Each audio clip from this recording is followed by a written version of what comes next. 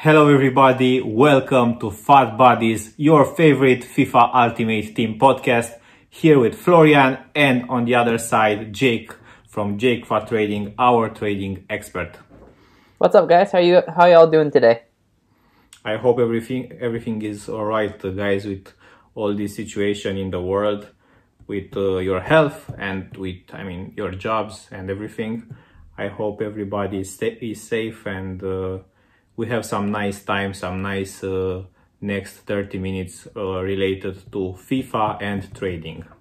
Yeah, guys, thanks for tuning in. We know right now that people might be finding themselves with some more free time to play video games, to walk outside, to do whatever it is. So we appreciate you tuning in during these times.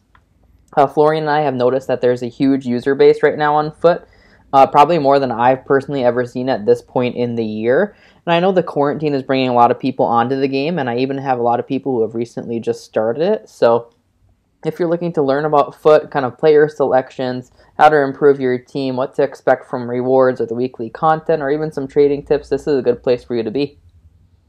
Yeah, very nice said, Jake. We are now on a Wednesday night, let's say, right after the release of Team of the Week moments numero 4, and we are in the second week of FUT Birthday. We were just discussing before the podcast what could be next after this promo, but regarding this, we will keep this topic till to the end. Let's go a little bit through Team of the Week moments, because I know you have it on the screen, Jake. And okay, of course, it's kind of obvious. We have Lewandowski and Heung-min Son, which are the highlights of this team. Other players which you like there, Jake? Yeah, looking through it, the only other ones I see that could, be relatively good. Illich, there's something about him that people don't like in FUT. I mean, now his stats are getting to the point of being insanely good. If you looked at his stats without a name, I think people would instantly want to try that card. But he doesn't play good on FUT. He's kind of clunky. He's got a bad weak foot, so I don't think he'll be used a whole lot. Talisca, I think, is really good, but he's more suited for like a cam or CDM. I don't see him being a right mid due to pace. And then the other one that I actually just was looking at that I do kind of like is Lopez. He's got decent stats now, and he can really connect a few different leagues with his links now, because he can link with players like Ramos, and then he also connects with Serie A. So I do like him a little bit for just that hybrid type player with boosted stats, but again, when we're looking at red picks, I think the only two players that are going to make the majority of starting teams is Son and Lewandowski, and those stats look insane on both of them. Lua is getting to the point now where his pace doesn't hurt him anymore, and his finishing's always been insane, especially this year. So I do really like him. I'd want to try that card personally. What do you think about it? Personally, I don't like Leva. I like him in real life, but you know how it is. I see that 85 pace. I'm like, okay. People are gonna call you a pace abuser. Yeah, if you want to win games in this moment of the stage of the game in April, you will need more than 85 pace. Maybe you're a good skiller or a very good player. Only very good players can handle gameplay without speed, let's say. But remember, we have some OP meta defender center backs now, and even SBCs like Ogbonna or other SBCs that we have, like Boateng, who can catch,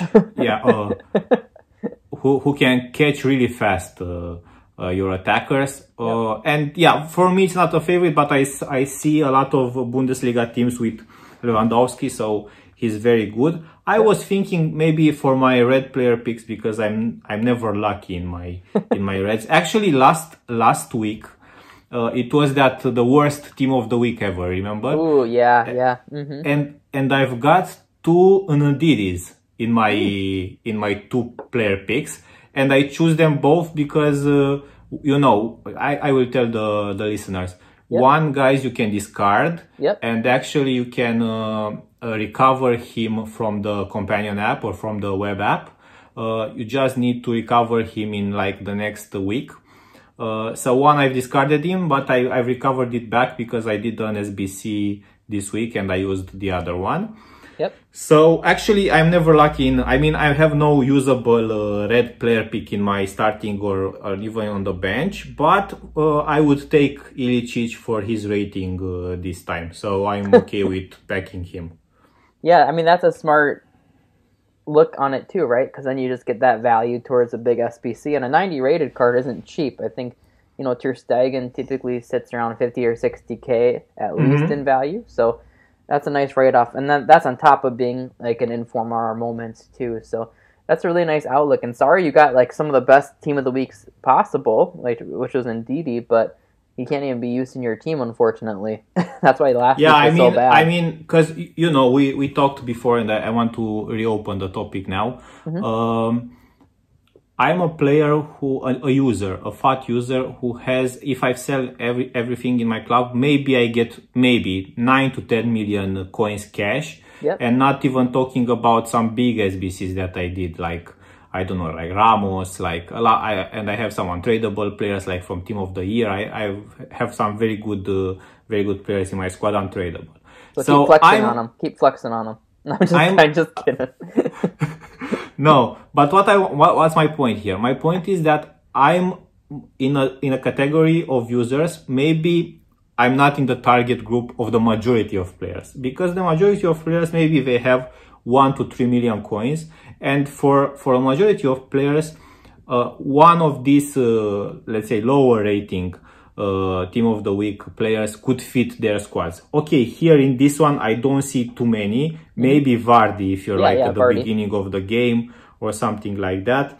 I know that Isak card should be very nice, because I remember, yeah, he has 4-star weak foot, 87 finishing, agility 89, so Isak 84. Okay, he might fit your squad.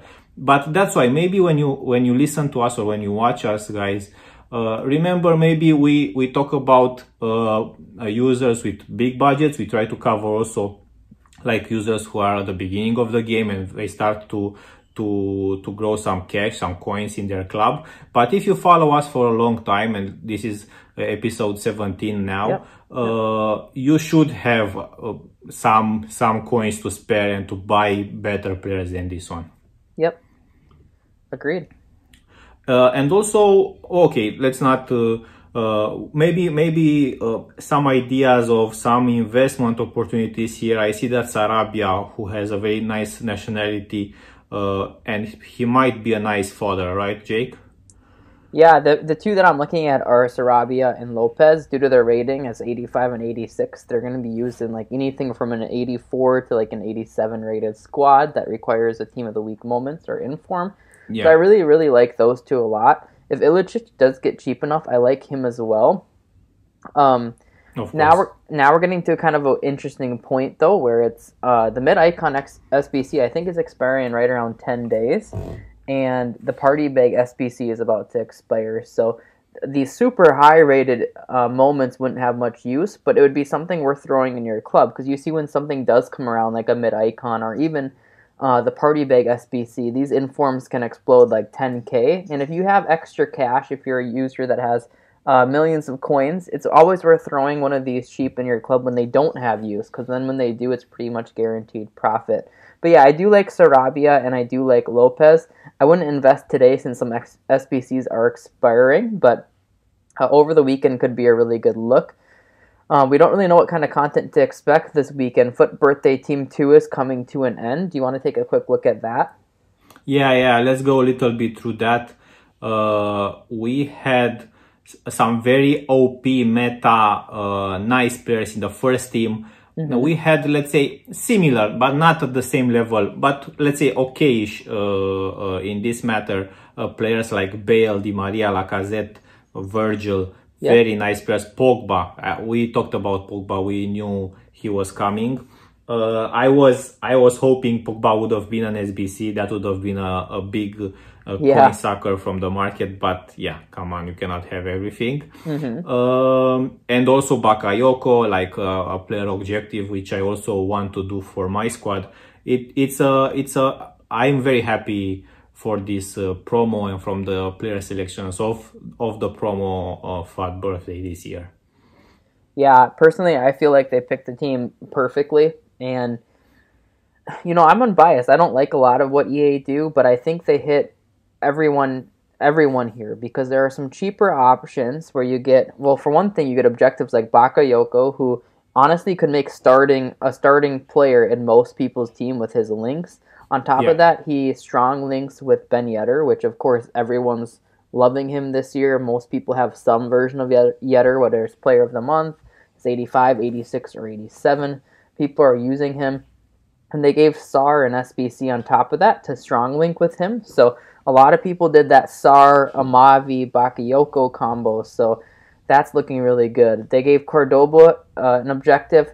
I'm not a huge fan of that one. His stats, face value, look really good, but he only has 3-star weak foot, which is a big turnoff for people. If they yeah. would have made that 4-star, I think that would be much more desirable. Lasagna.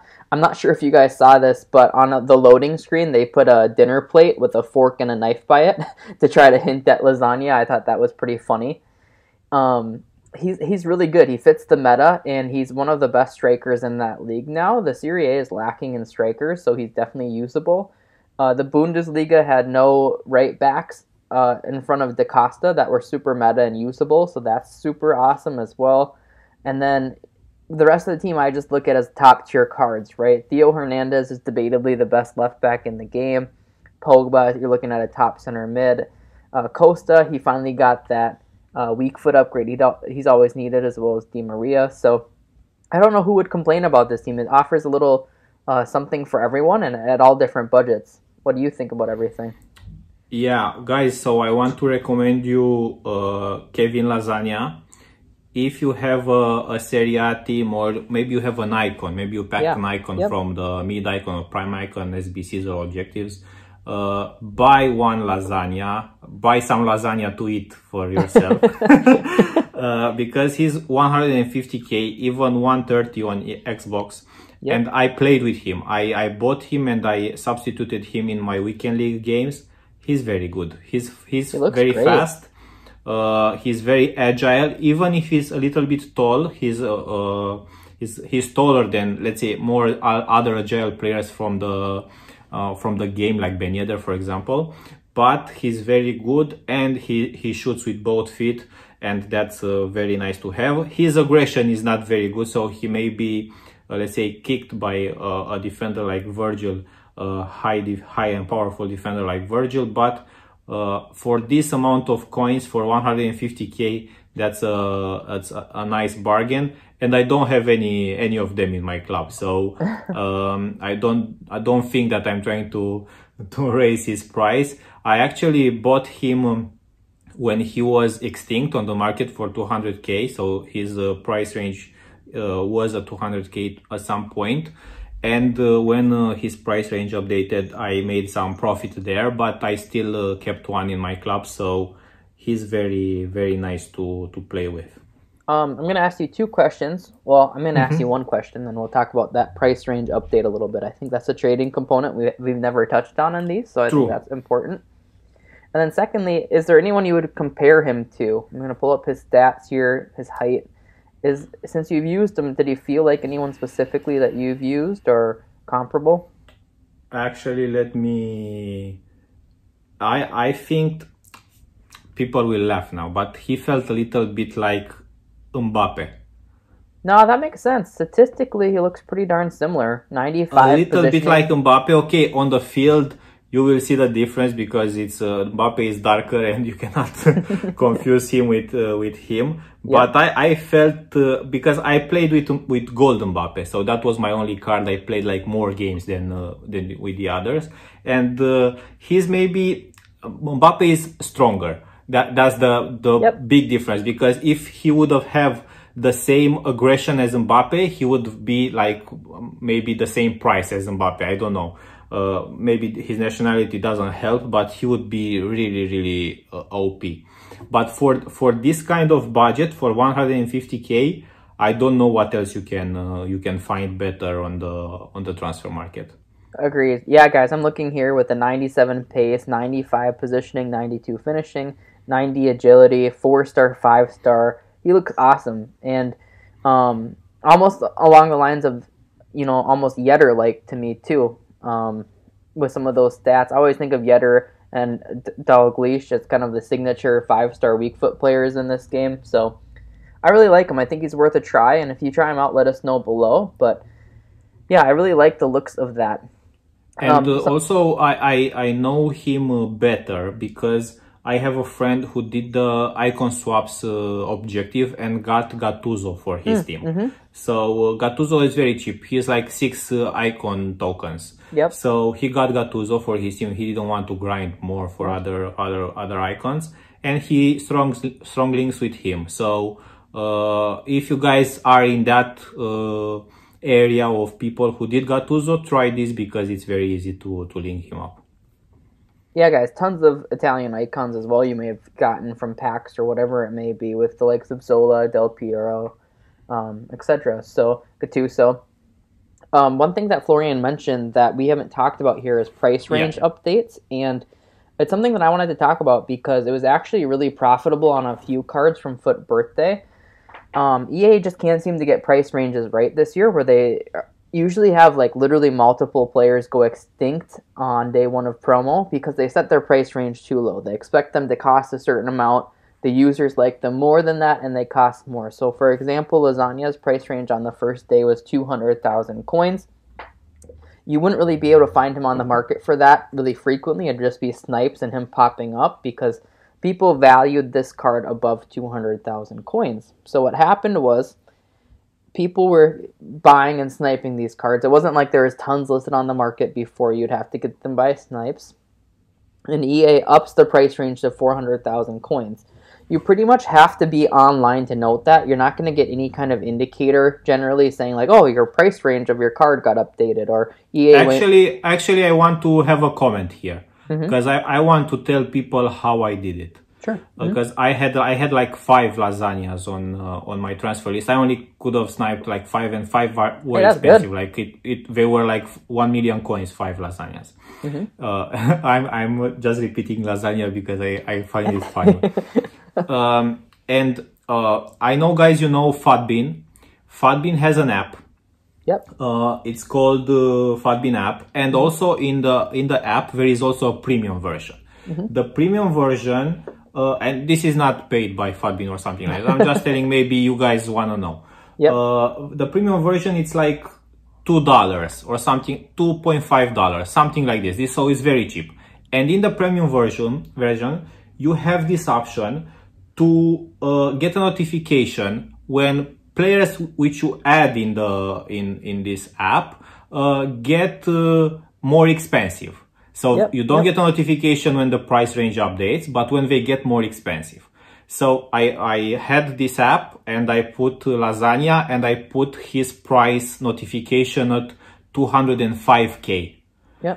And when the price range upgraded, I've got a notification that Lasagna was first almost 400k. So I knew like in the first 1 or 2 minutes that he was up on the market. So you either are on the market as Jake said, and I will leave you to go further. As Jake said, you either are on the market non-stop and you check the price and stuff like this, or either you try to get an app to help you. Agreed. Yeah. And the chances are that you're not going to do this super often. I mean, sometimes you do have to have a lot of coins. Other times you have to get lucky with snipes. I mean, in situations like this, it's really hard to get a few. So I'm actually surprised you got 5, which is awesome. Yeah. But then EA it's kind of in their control. They upgrade the price range. So he went to 400,000 coins. So what's going to happen is the first people that see the upgrade, literally instantly, say within like 5 or 10 seconds, they're going to list him at 400,000 coins. Those people might get a super lucky sale that high because people are still trying to snipe him, or they think there's literally only one on the market and they'll buy it. From there on, one secret here. Again, I'm interrupting you. You're good, guys. If you're trying to snipe this kind of player, so the maximum price is 200k. You put your target price over there. You put it between 190 and 201 or 205. Just to make sure you don't snipe the maximum value if the price range gets upgraded. Yeah. Exactly. So you might get a couple of lucky sales super high, right? 400,000, 390,000, 380,000. But as people who snipe this card realize that his price range got updated, they're going to start listing and they're going to get listed fast and aggressively on the market. So within 5 minutes, he might be 400,000 all the way down to, say, 325. And an extra 5 minutes on top of that, so 10 minutes after his price range update, he might be all the way down at 275 or 260. So my one tip with these is if you're sniping them and if the price range gets updated, list low but at really profitable margins. So for example, if you see some at 400,000 and the cheapest on the market is literally say like 325, personally I would list like 50k under that at 275, 250 and just try to sell all mine, because if you miss that window, you might get undercut so bad where you can't even sell him for profit. And that's happened many times to people where you list for an hour, he doesn't sell that hour because you listed a touch too high, and then if you were to list him again, he wouldn't sell for profit. So just take your profit immediately, undercut by a bit. If you sell one at a time, they'll all come off the market and it can be huge margins. In that circumstance, even if you sold all of them at 250, for Florian, he would have made like 150k profit in a few minutes. Yeah, so let me tell you how I did it. Yeah, so I got a notification, but of course I wasn't like online in the game. So I got a notification, opened my computer, went on the web app. You know, in these moments when you try to hurry, the internet goes very bad. Oh, yep. Everything loads very, very, very difficult. Everything is delayed. But let's say I was there maybe in the first 10 minutes. Let's say maybe. Yep. There were players on the market. I checked the cheapest one. It was 350. Yeah. So I listed the following. I listed one at 320 and one at 280. After I listed the one at 280, all the players on the market were below 300. Exactly. So my sale for 320 wasn't going to happen anymore. Exactly. So I was already too late, even with the notification, with everything. I was very late. But after that, I sold the rest of them. So 280 was the other, let's say, stage. And I sold the rest of them for 250. Perfect. So, okay, it wasn't like, maybe I could have been the lucky one, like lucky 5 people who listed at 400 and got a sale. Yep. But I was even happy with 25% profit on these players at 250, which was good enough for me. And this is a perfect example of what I described, right? In those few minute switches, a card could go from selling at 320 to not selling at 300. So Florian in this circumstance may have had the perfect timing if he listed them all around, 270 to 290 or 250 to 290 and gotten all his sales out. But he took more of a safe route at 250 after that because he realized how fast they were coming down. But there's people that maybe got 10 of them and they listed all of them too high and they lost out a lot of potential profit because they were trying to get that peak price of, say, 400,000 in that first few minutes. And so many people try that, but it barely works. You should take safe profit. So if you see all of them up at 400,000, maybe you list 350 and they're just happy with that. Yeah, and another comment here is that usually, guys, with this kind of players, it happens that their price in this hype of everybody's putting all their players on the market, in this hype, their prices might go even lower than his first price range 100%. Before the update. So that's why I was a little bit scared. Okay, I still want to do a profit. It's 50k per card, so let's not wait to go under 200. I remember that after 2 hours, I think the lowest he got without snipes, like players listed on the market, was like 220, 230, maximum 230. So I remember he got a bounce back at 240, 250 later, like 4 or 5 hours later. Yep. And from that, in the next morning, I think he started to decline in price because a new lightning rounds came and so on. And now he's, as you can see, 150. He might go even lower than this because we have also rewards tomorrow. Yep. But after that, I think it's a nice card to get in your team and the price is very good.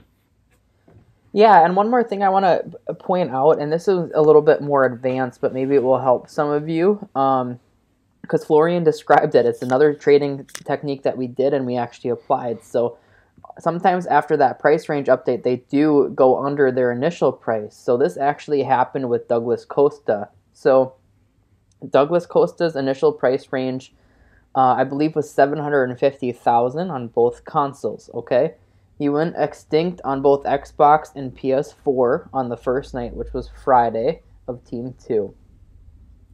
On Xbox, people listed him right after the price range update. I think, yeah, his price range got updated to 1.4 million. I saw sales as high as 1.2 because people are dumb enough to buy. But he was rapidly going down. I mean, rapidly. Like every 5 minutes I was looking, he was down 50K, 100K.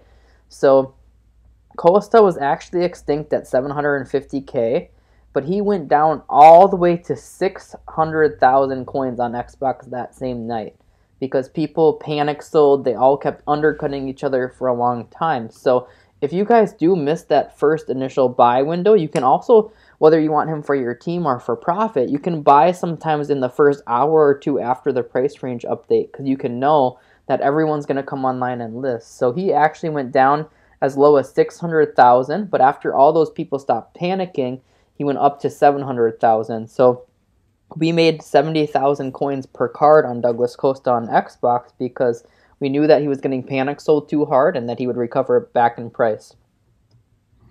Yeah, and another let's say last comment on this topic from my side would be that playing with price ranges and trying to trade with this let's say moments in time which depend on EA are quite risky. Yep.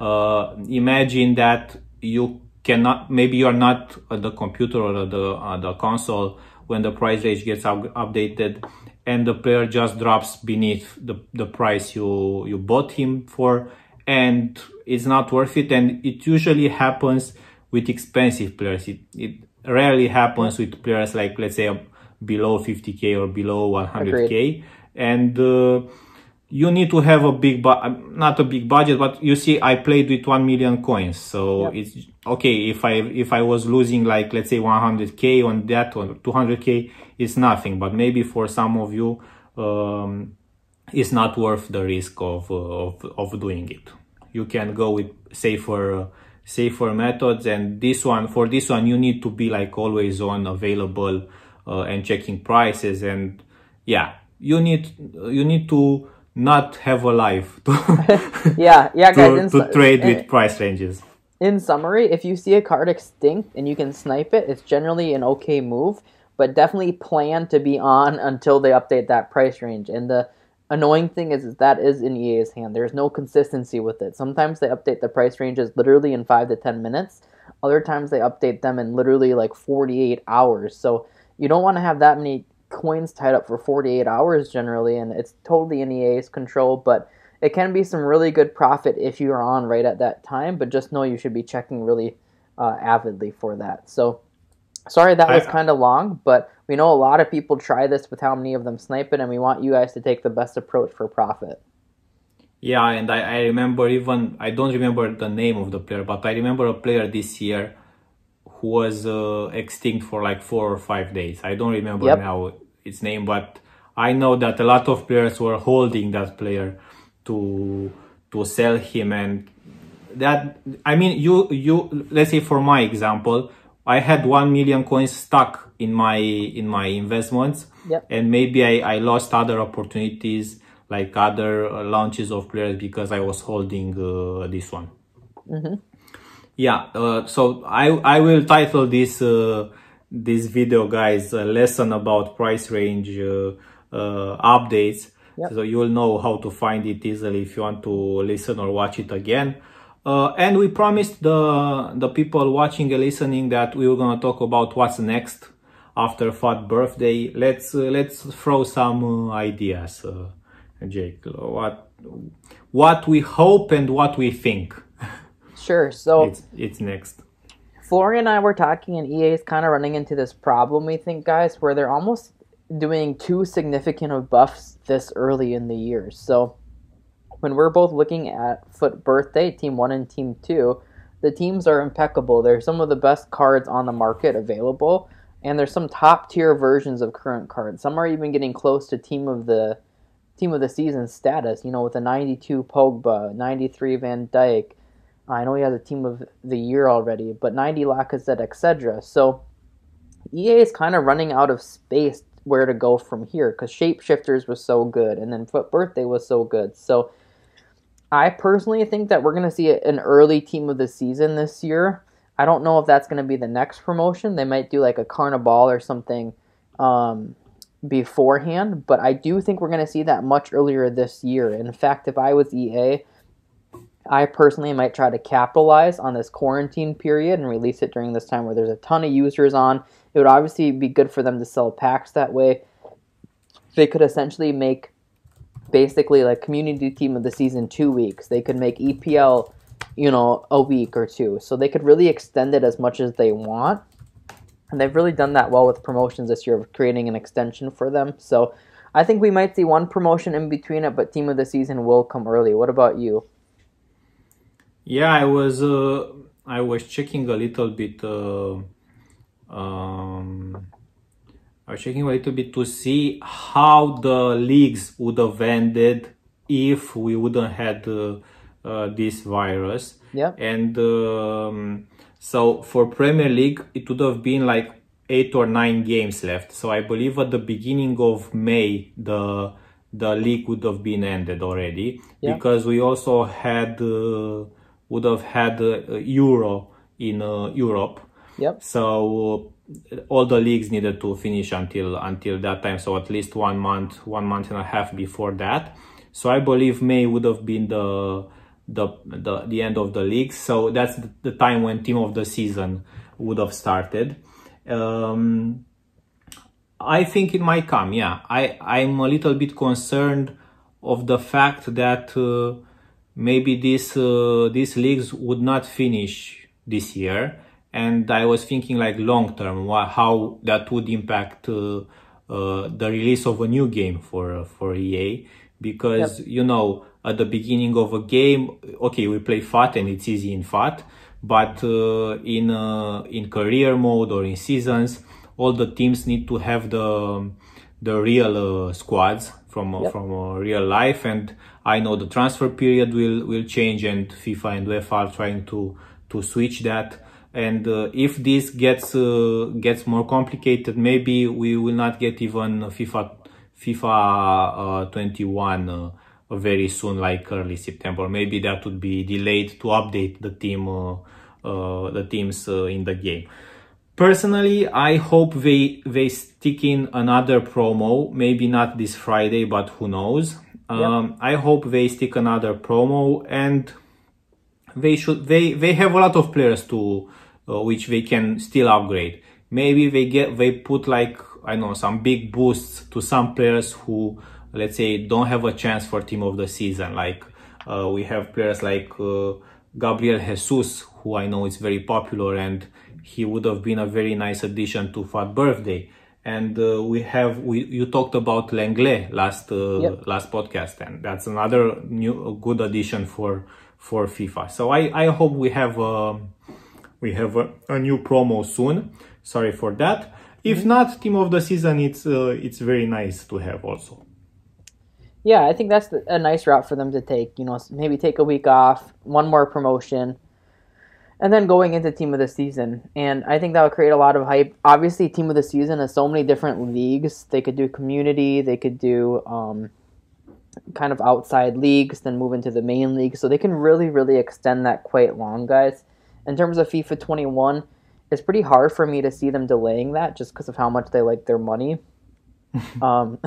Like it would really be telling how early they start working on it, because if they release it on time, I can only assume they've been working on it long ahead, which would show why they sometimes seem to take more little care in their current game. I have here something to say, and I have an explanation, because they would have a small problem with licensing the teams. If the league is not finished, they don't have the final 20 or 18 squads for that league. So they would need, like, if some teams get promoted or relegated, they would need to figure that out before they release the game. So that's one of the main reasons I'm counting that this would have some problems in releasing the next game. But as you said, for the money, we know everything is possible. Yeah, they try to do anything they can for their money. Yeah. Okay, guys. So I think we are okay with this episode. We are keeping some secrets for next shows also. Don't want to give you all the trading tips from Jake today. But thanks for watching, listening everywhere on Spotify, Google, Apple Podcasts. I know you're guys watching also on those platforms. Also on YouTube. Let us know what other topics maybe you want us to discuss in detail in other episodes. And yeah, guys, we appreciate you watching. Next time we'll try to do a Q&A for the next one, so we'll be asking that on Twitter or Instagram, so make sure you're following us on our social medias, and we look forward to seeing you then. Stay safe, guys, and bye, guys. Hear you soon. Bye bye.